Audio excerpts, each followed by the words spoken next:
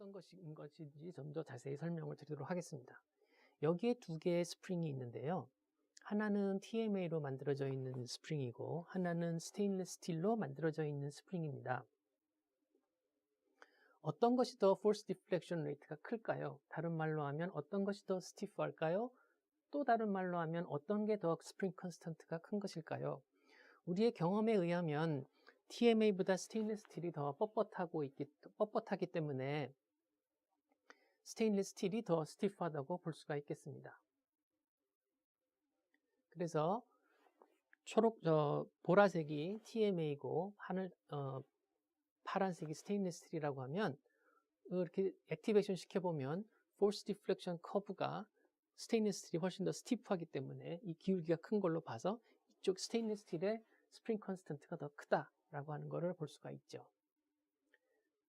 그런데 만약에 TMA를 굉장히 굵은 걸로 만들어요. 이번에는 스테인리스 스틸은 더 가늘고요. 그런 경우에는 이 스프링 컨스턴트가 TMA가 더 클 수도 있는 것이죠. 더 뻣뻣할 수도 있는 겁니다. TMA가 더 굵은 걸로 만들어지면요. 그러니까 이 스프링 컨스턴트 자체는 질량처럼 어떤 물체의 그 성질이지 그 어떤 재료 자체의 성질을 나타낼 수가 없는 것입니다. 자, 여기에 네 가지 종류의 스프링이 있습니다. 위에 두 개는 T-루프고요. 위에 거는 TMA로 만들어져 있고 요거는 스테인리스 스틸로 만들어져 있습니다.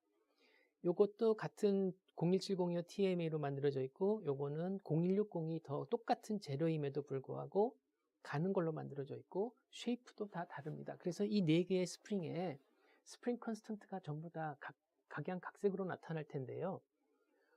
이 스프링 컨스턴트는 무엇에 영향을 받냐 하면 지난 시간에 설명드린 것처럼 이 루프를 어떻게 만드느냐, 버티컬 루프를 만드느냐, T-루프에 따라 다르느냐에 따라서 이 어떠한 형태로 만들어져 있느냐, 똑같은 재료와 똑같은 굵기의 와이어를 사용했지만 이 컨피규레이션이 어떻게 되어 있느냐, 전체적인 모양이 어떻게 되어 있느냐에 따라서 그 스프링 컨스턴트가 달라질 텐데요. 그것에 대해서는 지난 시간에 자세히 설명드렸고 오늘은 이 재료와 크로스 섹션에 대해서 설명드릴 텐데요.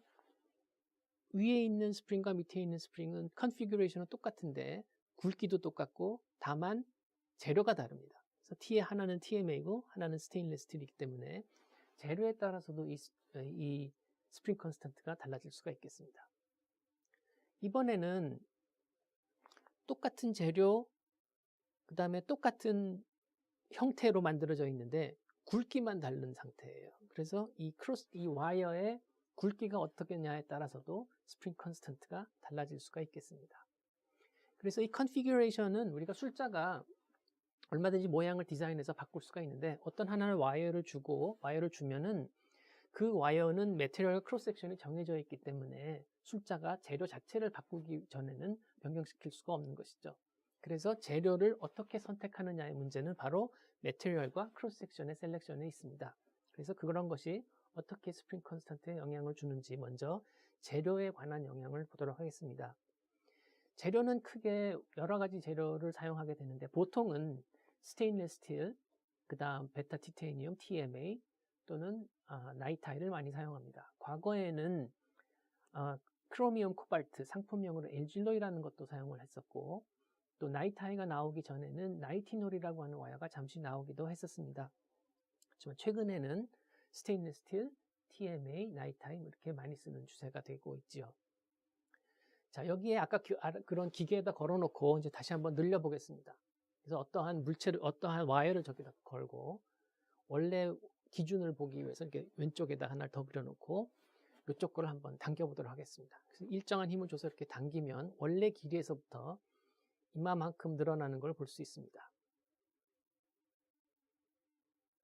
그래서 힘을 빼면 원래 위치대로 돌아가고요. 일래스틱 레인지 내에서는요. 이번에는 그 와이어의 단면적을 반으로 줄였습니다. 그러면 늘어나는 양이 어떻게 될까요? 원래보다 2배만큼 늘어나는 걸 볼 수 있습니다. 와이어가 가늘어지면 2배만큼 늘어나는 걸 볼 수가 있어요. 이번에는 원래 굵기는 그대로 두고 원래 길이보다 2배만큼 길게 와이어를 만들어서 그걸 한번 똑같은 힘으로 당겨 보겠습니다. 그러면 원래 길이가 2배가 됐으니까 하나의 길이인 만큼 또 이만큼 움직였으니까 길이가 2배가 되면 또 이만큼 움직이는 걸 볼 수가 있죠. 즉 다시 말씀드리면 와이어의 단면적을 반으로 줄이거나 와이어의 길이를 2배로 늘리면 늘어나는 길이가 똑같은 것을 볼 수가 있습니다.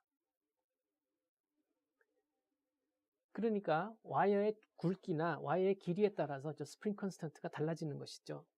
그러면 와이어 재료 자체에 물질 자체의 특성은 어떤 것이 있을 수 있나 보도록 하겠습니다. 예를 들어서